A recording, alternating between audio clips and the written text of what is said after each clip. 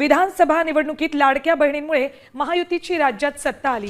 त्या लाडक्या बहिणींची नाराजी आता स्थानिक स्वराज्य संस्थांच्या निवडणुकीत महायुतीला परवडणार नाही।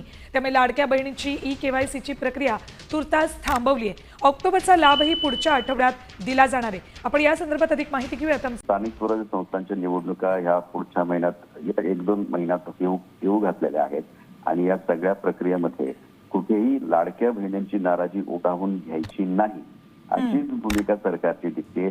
त्यामुळे तुर्तास तरी ही जी केवायसी आहे ती थांबवलेली आहे। आपल्याला माहिती आहे गेल्या 3-4 महिन्यापासून लाडक्या बहिणींचा लाभ अनेक बोगस लोकांनी घेतलेला आहे।